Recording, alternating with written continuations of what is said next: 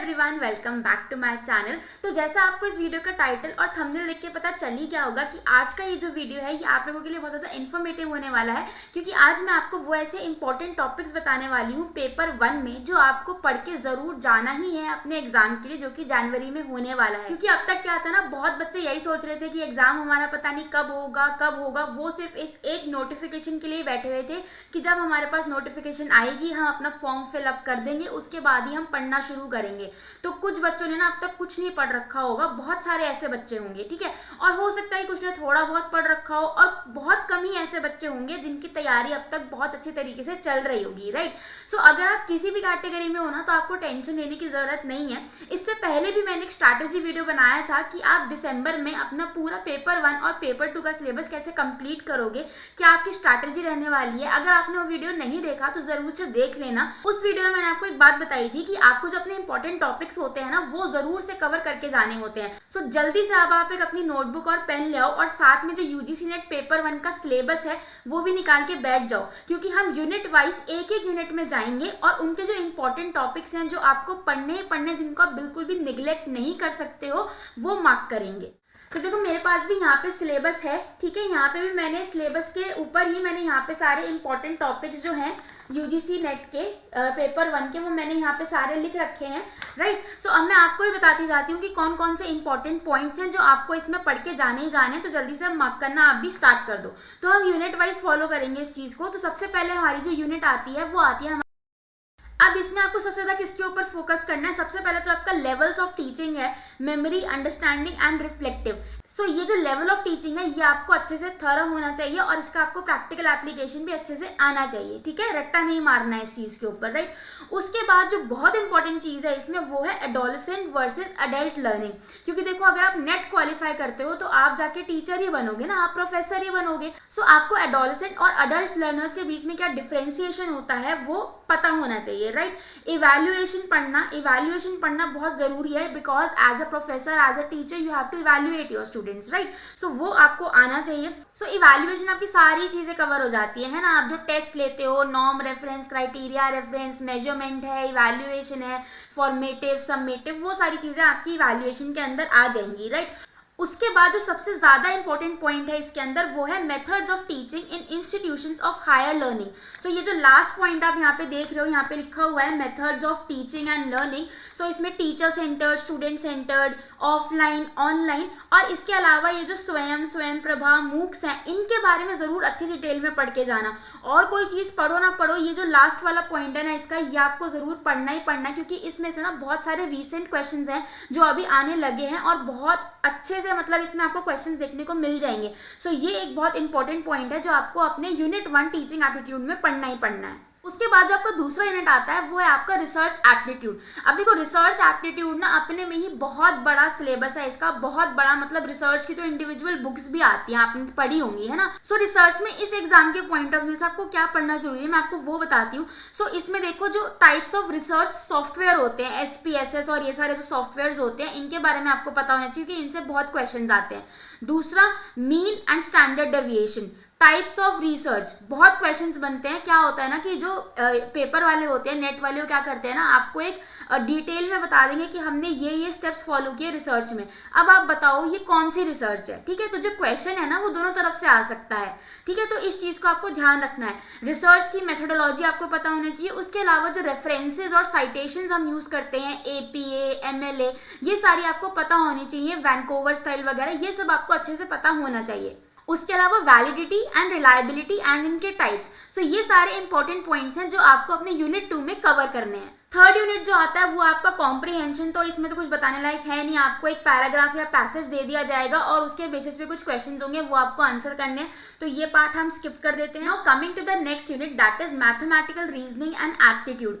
अब देखो इस वाले यूनिट के लिए ना पर्टिकुलरली आपसे यही कहना चाहूंगी, क्योंकि ये सारा यूनिट जो है ना वो मैथ्स से भरा हुआ है, ठीक है। अब जो ज़्यादातर क्वेश्चंस आते हैं ना वो आते हैं रेशो से, प्रपोर्शन से, percentage, profit loss and average से, ठीक है। बट मैं ये भी कहूँगी साथ में, क्योंकि ये मैथ्स वाला यूनिट है तो इसमें number series, letter series, codes, relationships, interest and discounting, इस पे भी आप जरूर ध्यान देना। ऐसा नहीं है कि जो मैंने इससे पहले टॉपिक्स बोले थे इस यूनिट के सिर्फ वही पढ़ के चले जाओ और फिर बोलो भाई इन्होंने तो ऐसा कहा था और यह आ गया। इस चीज में मत रहना, आपको ये सारे ही चीजें पढ़नी है, बट जो मैंने टॉपिक्स बताए हैं उनके ऊपर आपको थोड़ा एक्स्ट्रा फोकस करना है, पर्टिकुलरली इस वाले यूनिट के लिए, ठीक है। Moving on to the next unit जो कि आती है आपकी लॉजिकल रीजनिंग की। अब लॉजिकल रीजनिंग में बच्चों सबसे इंपॉर्टेंट जो है वो आपकी है फैलेसीज, formal and informal fallacy, right. वो थोड़ी कंफ्यूजिंग भी होती है, बट एक बार अगर आपको समझ आ गई ना, उनका एक बेसिक फंडा होता है जो अगर आपको समझ आ गया ना तो फिर वो आपके लिए बहुत आसान हो जाएंगे, आपको कोई प्रॉब्लम नहीं होगी। उसके अलावा इसमें जो इंपॉर्टेंट है वो है वेन डायग्राम्स, ठीक है। ये आपको पढ़ने और समझने, इनको एनालाइज करना समझना आना चाहिए। उसके अलावा जो इंडियन लॉजिक है, इंडियन लॉजिक का सारा प्रमाणास, अनुमान, व्याप्ति, हेत्वाभास, मतलब इंडियन लॉजिक आपको सारा अच्छे से कवर होना चाहिए दिमाग के, क्योंकि इंडियन लॉजिक से ना बहुत सारे क्वेश्चंस आते ही आते हैं, ठीक है। सो इस चीज का यहाँ पे ध्यान रखना। Coming to the next unit that is data interpretation. So data interpretation में देखो आपके ब्लड रिलेशंस जो है ना वो बहुत ज्यादा इंपॉर्टेंट है, तो वो आपको अच्छे से करने हैं। Then unit 8 that is ICT, information and communication technology. इसमें आपको इंटरनेट बच्चों बहुत अच्छे से पढ़ना है। खैर पढ़नी तो आपको सारी चीजें हैं, मैं ये नहीं कहूंगी कि आप बस ये पॉइंट्स पढ़ लो जो मैं बता रही हूँ, मैं आपको बता रही हूँ जो मोस्ट इंपॉर्टेंट चीजें हैं जिनको आप स्किप नहीं कर सकते हो, ठीक है। ये आपको पढ़नी है। तो इसमें इंटरनेट, इंट्रानेट, ये आपको अच्छे से पढ़ना है। Web 1.0, 2.0 and 3.0, number system conversion आपको पता होना चाहिए, एंड मेमोरी हायरार्की। ये सारी जो चीजें हैं ये इंपॉर्टेंट है ICT के पर्सपेक्टिव से।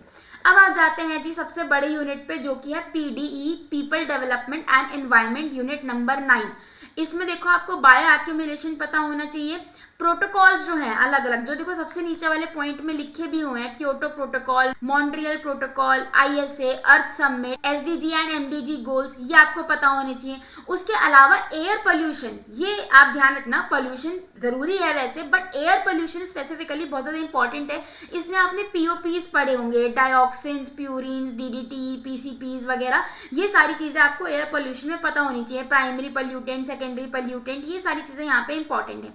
उसके अलावा types of lake, types of lake में से बहुत क्वेश्चन आते हैं, डिस्ट्रॉफिक, ओलिगियो, मीजो, यूट्रो, ये आपने पढ़े होंगे, है ना। और अगर नहीं भी पढ़े हैं तो अब पढ़ना स्टार्ट करो, तो इन सारे टॉपिक से पढ़ना स्टार्ट करना, ठीक है।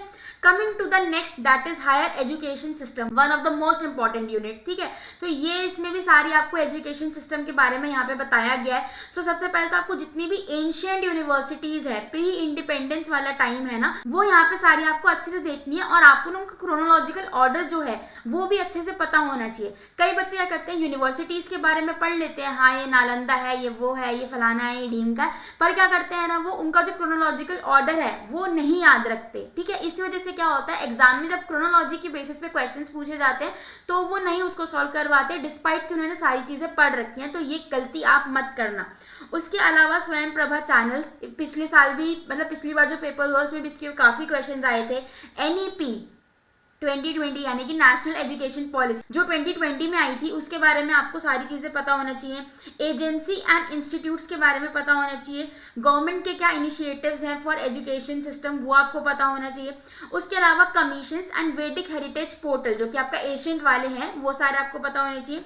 एंड लास्टली जो आपको सबसे इंपॉर्टेंट टॉपिक मैं बता रही हूँ यहाँ पे, वो है रेगुलेटरी बॉडीज। रेगुलेटरी बॉडीज कौन कौन सी, जैसे UGC हो गया जो हमारा एग्जाम भी कंडक्ट कराती है, AICTE, NCTE, NITTR, ठीक है। ये सारी चीजें आपको पता होनी चाहिए, और इनका ईयर ऑफ एस्टैब्लिशमेंट, मतलब इनकी भी क्रोनोलॉजी आपको पता होनी चाहिए। सो ये सारी थी गाइज आपकी जो भी इंपॉर्टेंट टॉपिक्स हैं उन सब की लिस्ट, ठीक है। सो मैंने पूरा पेपर 1 जो है उसमें से मैंने देख देख के सारे ये टॉपिक्स लिखे हैं और आपको यहाँ पे बताए हैं। सो ये वीडियो मैंने इसलिए बताया है कि अगर आप अभी बिल्कुल बिगनर हो, या फिर आप फर्स्ट टाइम दे रहे हो, या फिर अभी आप तक अपने कोई पढ़ाई नहीं करी है ना इस पेपर के लिए, और आप बहुत कंफ्यूज हो कि हम इतने बड़े सब्जेक्ट में कहाँ से पढ़ना शुरू करें, वेयर टू स्टार्ट। सो ये मैंने कुछ आपको पॉइंट्स बताए हैं कि आप इन पॉइंट्स को पढ़ना शुरू करो। धीरे धीरे आपको पढ़ना पूरा चैप्टर है, बट क्योंकि अभी हमें स्मार्ट स्टडी करनी, क्योंकि हमारे पास टाइम कम है, सो आपको ये सारी चीजें पढ़नी जरूरी है। सो इन चीजों को बिल्कुल भी स्किप मत करना, क्रॉस मत लगाना इनके ऊपर। So that's all. If you have any doubt और query you can ask me in the comments. Thank you.